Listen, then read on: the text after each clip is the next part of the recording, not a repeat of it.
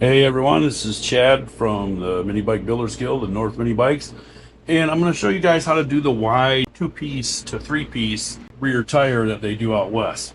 And need the tube, and then you got to prep your wheels. There's these little alignment cones here. There's dimples and then cones. You got to grind those cones off so that they don't stop the collar from going on. So I got this collar from BMI Karts. It's just an aluminum circle. I had to drill a hole in it for the stem. So what I'll do is before I put it in there is I'll put the stem through here and put that in there, then put a little air in it, and then I'll grind these down.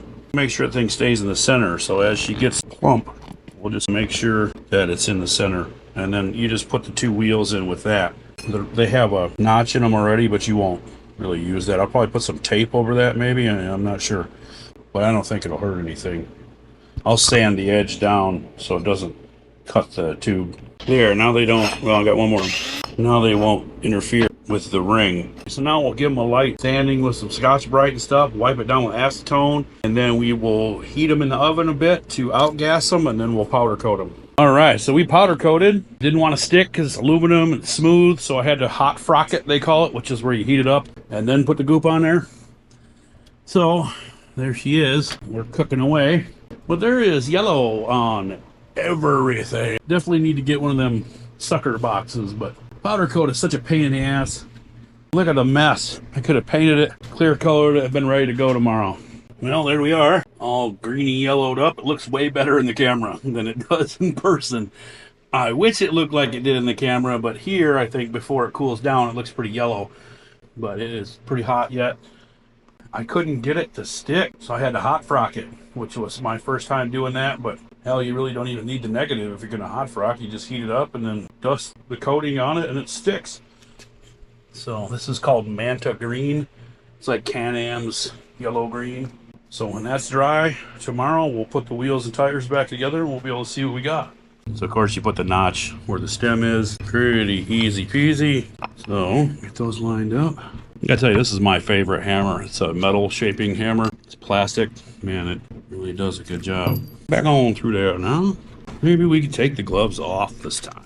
I don't know if this is the right size. No, these are different. You want to make sure the wheel is together good and not pinching the tube anywhere. Let me put some air in this sucker and we'll be good. There we go. All purty. All right, so we're good with that one. Now, before I can do rear wheel, I have to put the sprocket and the brake disc. This brake disc I made myself. I know they make these that are bigger you can use for a brake disc, but I don't know what they're called or where to find them. I looked for a while, couldn't find them. So I just had Send make me this out of chromoly. It was pretty pricey because of the chromoliness, and then with a circle you pay for the entire piece of steel and it's only one part. If you bought 2 or 3, that would drop the part price big time. Real proud of that one. So I got all new hardware for these things, so we'll go ahead and start putting one of these on.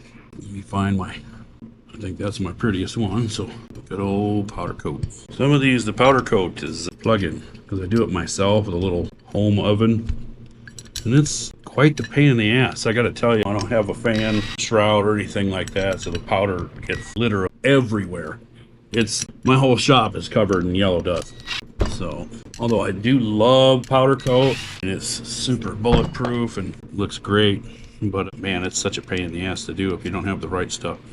I just have the Harbor Freight one, and I think the Eastwood dual voltage one would definitely be worth it because the Harbor Freight one doesn't have a lot of juice, you know what I mean? So what happened yesterday is with this aluminum and smooth metal like these, they don't hold powder there. The electric current isn't strong enough to do that. So there we go. Now we can put the rear wheel together.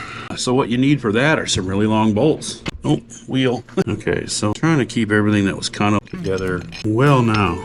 Well, you guys are going to make it fun, aren't you? Maybe 4 3/4 bolt would have been better.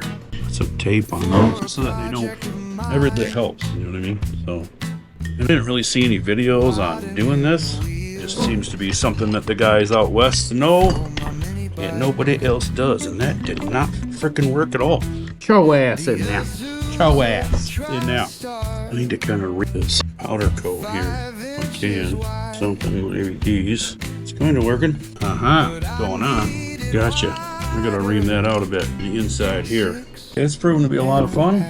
One thing I found is you can't get at the damn air stem with these cups in, so I'm using an extension here so I can get the wheel on. I don't know how the fuck these guys do that shit. They must drill a hole and use an extension. So now I gotta let a bunch of fucking air out. So basically, I had to order a valve stem extension. I got, instead of this one, this is a rubber 8-inch one. I'm gonna use this just to put it together. But you need 5-inch, not 4.5, 5-inch long, 5/16 bolts. I have some 6s here that I'll cut down, and then the little 2-inch extension will stick out. But you need to drill a hole in here and make sure it's in the right place, basically right in there somewhere, so I can stick this extension through, because with the sandwich you can't get at it. There we go. That'll fucking work. So I ordered a shorter extension. Just a little flap on the end. There's no videos on this. There's no way to know that you need an extension. I'll have to take all this apart when the new one comes. You know what I mean? Take it apart, put the real extension on, so that you can get air in there.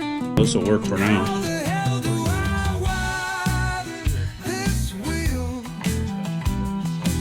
So there we have it. Man, I hope my fucking brake fits over that.